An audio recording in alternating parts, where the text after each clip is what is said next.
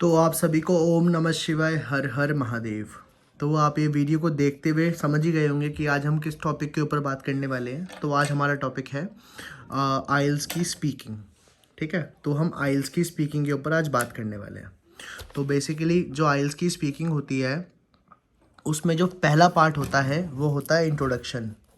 अब इंट्रोडक्शन में वो लोग आपसे कोई भी क्वेश्चंस पूछ सकते हैं। ठीक है, इंट्रोडक्शन में वो लोग आपसे कोई भी क्वेश्चन पूछ सकते हैं। ठीक है, और जो इंट्रोडक्शन आपका होता है वो होता है 3 से 5 मिनट का। वो डिपेंड होता है कि मतलब टीचर का मूड कैसा है। अगर उसको लग रहा है कि आप अच्छे आंसर्स दे रहे हो तो वो थोड़ा उसको और आगे बढ़ाएगा, और अगर उसको लगेगा कि आप थोड़े आंसर्स इतने एक्यूरेट नहीं दे रहे हो तो थोड़ा शॉर्ट कर देगा। मूविंग टूवर्ड्स जो हमारा सेकंड पार्ट है वो है हमारा क्यू कार्ड। क्यू कार्ड एक बहुत इंपॉर्टेंट रोल प्ले करता है आइल्स की स्पीकिंग में। ठीक है, तो जो क्यू कार्ड होता है उसमें आपको करने के लिए 1 मिनट मिलता है प्रिपेयर करने के लिए। 1 मिनट मिलता है आपको प्रिपेयर करने के लिए, और 2 मिनट तक आपको उस टॉपिक में बोलना रहता है। वो 2 मिनट हो सकते हैं, 1 मिनट हो सकते हैं, depend on your fluency and teacher के मूड पे कि आपको वो कैसा बुलवाना चाहता है। थर्डली होता है आपका थर्ड पार्ट जो होता है वो होता है Q card regarding questions. Q card जैसे आपका सेकंड था, थर्ड में क्यू कार्ड के रिगार्डिंग आपसे क्वेश्चन पूछ सकते हैं। ठीक है, इसमें भी टीचर का मन होता है कि वो मतलब आपसे मतलब किस हिसाब से क्वेश्चन पूछ सकता है। वो क्यू कार्ड से रिगार्डिंग ही क्वेश्चन पूछेगा, बट इसमें वो थोड़ा घुमा घुमा के क्वेश्चन पूछते हैं। इतना कोई इशू नहीं होता। ठीक है ना। तो आजकल बेसिकली जो इंट्रोडक्शन होता है, इंट्रोडक्शन में आपसे वो लोग क्वेश्चन जो पूछते हैं उसके आपको जो आंसर्स हैं वो देने रहते हैं 15 से 30 सेकेंड तक। आपको ईच आंसर मतलब एटलीस्ट इतना एक्सपेंड तो करना रहेगा, 15 से 30 सेकेंड। ठीक है, और जो फर्स्ट पार्ट रहता है depend on the mood again, कि टीचर क्या पता आपसे 5 क्वेश्चन पूछ ले या आपसे वो 15-20 क्वेश्चन भी पूछ सकता है। ठीक है, मुझसे तो 15-20 क्वेश्चन ही पूछे थे। ठीक है, और जो क्यू कार्ड होता है, क्यू कार्ड में आपको 1 मिनट लगेगा, आपको प्रिपेयर करना है, फिर 2 मिनट तक आपको फ्लुएंटली उनसे क्वेश्चंस मतलब 2 मिनट तक फ्लुएंटली बोलना है। ठीक है, और जो ये रहता है क्यू कार्ड रिगार्डिंग क्वेश्चंस, इसमें जो है आपको जो आंसर्स हैं वो एटलीस्ट 30 से 45 सेकेंड तक बोलने पड़ते हैं मतलब।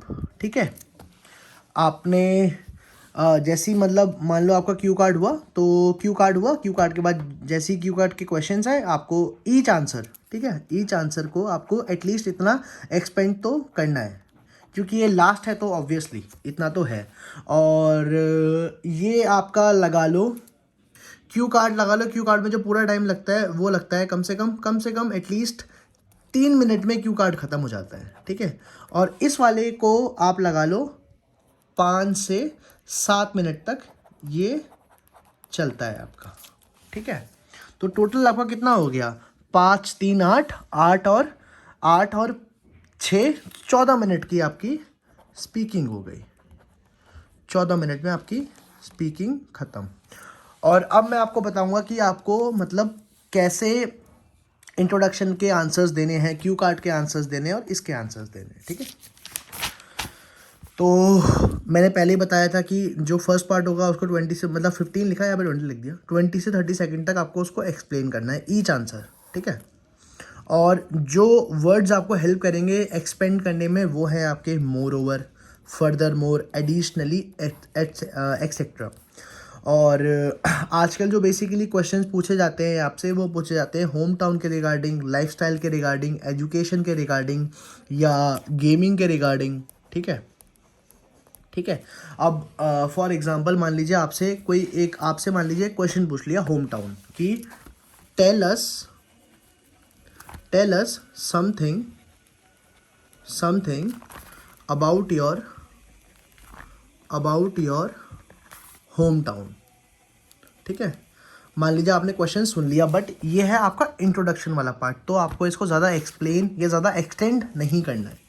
ठीक है, तो हम इसमें बेसिकली हम क्या लिखेंगे, my home town is a very beautiful place and it is located in one of the beautiful state. मेरा उत्तराखंड है, तो it is located in the very beautiful state name Uttarakhand and it is having all the amenities which are individual required to fulfil his life. Simple. ठीक है, थोड़ा expand भी हो गया और थोड़ा आंसर सुनने में भी उनको अच्छा लग गया, है ना। उनको आंसर सुनने में अच्छा लगा तो उनको लगा कि हाँ भाई ये लड़के की या लड़की की जो फ्लुएंसी है, प्रोनाउंसिएशन है वो बहुत अच्छी है, ठीक है। तो ये हो गया हमारा। अब मान लीजिए उन्होंने आपसे क्वेश्चन पूछ लिया लाइक एजुकेशन के बारे में, ठीक है, कि tell us something about your education, ठीक है। तो इसमें हमको सिंपल, मतलब मैं अपने बारे में बताता हूँ कि मैं कैसे बोलूँगा इस चीज़ को, कि मैं बोलूँगा I have completed my class 12th in the year 2020 and currently I am preparing for my IELTS exam.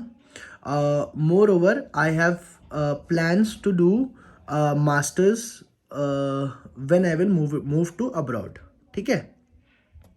तो इसमें आपने अपने करंट के बारे में बता दिया और फ्यूचर के बारे में भी बता दिया। तो छुट्टी, tell us something about your education. तो आपने इसमें अपना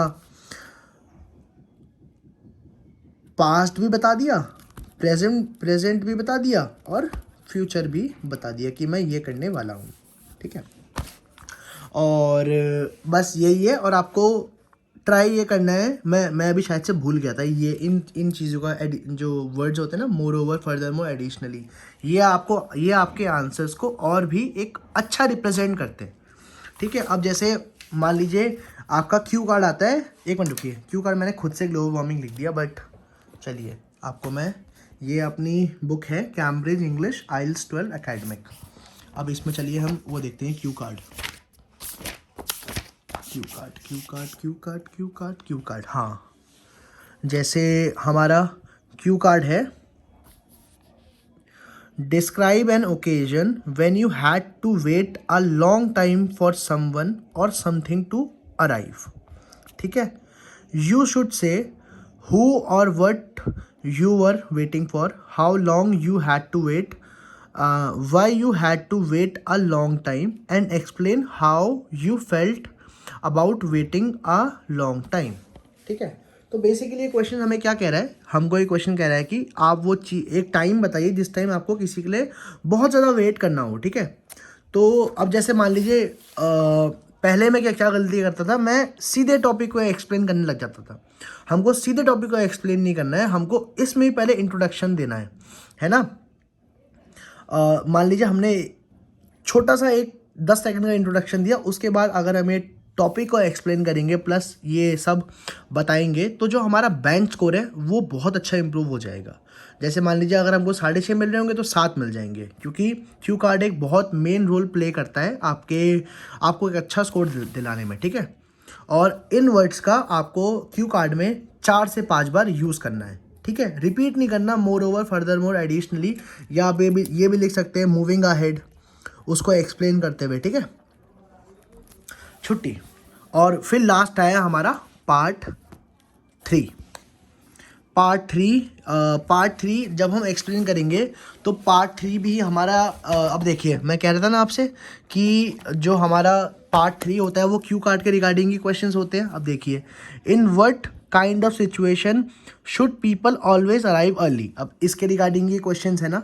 अब जैसे मान लीजिए एक क्वेश्चन है, in what kinds of situation should people always arrive early, वो कौन सी सिचुएशंस होती है जिसमें लोगों को जल्दी अराइव करना चाहिए।